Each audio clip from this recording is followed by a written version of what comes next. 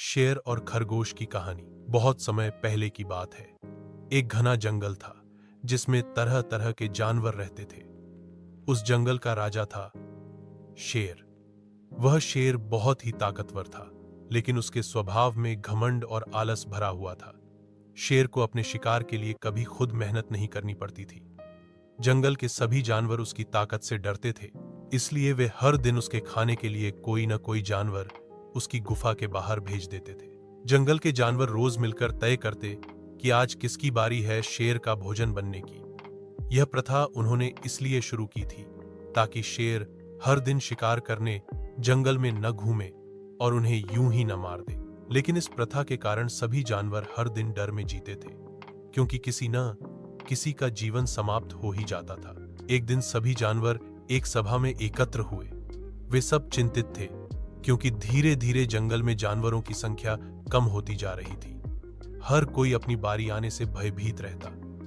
सभा में खरगोश भी आया। वह बहुत ही चतुर और चालाक था। उसने सभी जानवरों से कहा, भाइयों और बहनों, इस शेर का आतंक हमेशा के लिए खत्म करने का समय आ गया है। हमें डर के साए में जीने की जरूरत नहीं। अगर आप सब मेरा साथ दें तो मैं इस शेर को उसकी जगह दिखा सकता हूं। सभी जानवर आश्चर्यचकित हो गए। उन्होंने सोचा कि इतना छोटा खरगोश इतने बड़े और ताकतवर शेर को कैसे हराएगा, परंतु डर और मजबूरी में उन्होंने खरगोश की योजना मान ली।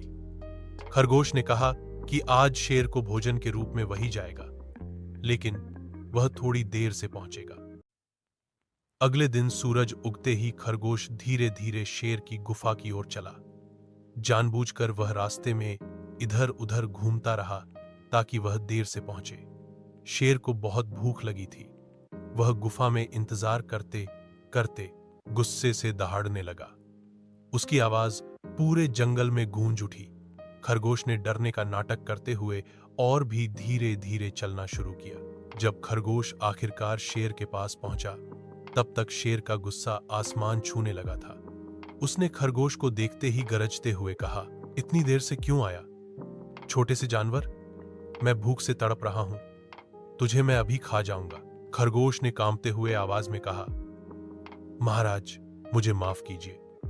मैं समय पर निकल पड़ा था, लेकिन रास्ते में एक भयानक घटना घट गई। मुझे एक और शेर मिला जो खुद को इस जंगल का असली राजा बता रहा था। उसने कहा कि वह मुझे खा जाएगा।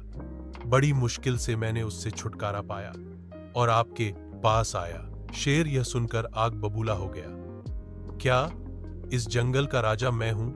कोई और मेरी जगह लेने की हिम्मत करे? वह कहां है? मुझे तुरंत उसके पास ले चलो। आज मैं उसे सबक सिखाऊंगा। खरगोश ने चालाकी से मुस्कुराते हुए कहा, महाराज, वह पास के कुएं में है। उसने मुझे कहा कि वह आपको वहीं इंतजार कर रहा है। अगर आप चाहें तो मैं आपको वहां ले जा सकता हूं। शेर गुस्से में खरगोश के पीछे पीछे चल पड़ा। खरगोश उसे जंगल के बीच एक गहरे और साफ पानी से भरे कुएं तक ले गया। कुएं का पानी इतना साफ था कि उसमें देखने पर अपनी ही परछाई साफ दिखाई देती थी। खरगोश ने कुएं की ओर इशारा करते हुए कहा, महाराज, वह शेर इसी कुएं में है। देखिए, वह हमें घूर रहा है। शेर ने कुएं में झांक कर देखा। उसे पानी में अपनी ही परछाई नजर आई, लेकिन उसे लगा जैसे कोई दूसरा शेर उसकी ओर घूर रहा हो। शेर जोर से दहाड़ा। परछाई ने भी उसी जोर से दहाड़ लगाई। शेर को और गुस्सा आ गया। उसने सोचा कि यह दूसरा शेर उसे चुनौती दे रहा है। क्रोध में अंधा होकर वह कुएं में कूद पड़ा ताकि दूसरे शेर पर हमला कर सके। लेकिन जैसे ही वह पानी में गिरा, वह डूबने लगा। कुआं बहुत गहरा था और शेर तैरना नहीं जानता था। वह छटपटाने लगा और आखिरकार पानी में डूब गया। खरगोश ने राहत की सांस ली।